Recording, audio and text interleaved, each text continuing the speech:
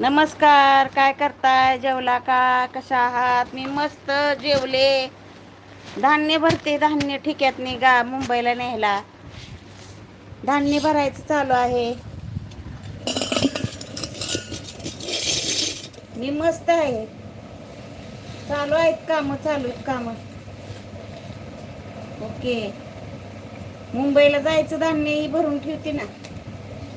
बारीक बारीक ठिकी उचलायला येतात म्हणजे. धान्य गावाकडूनच नेतो ना आम्ही.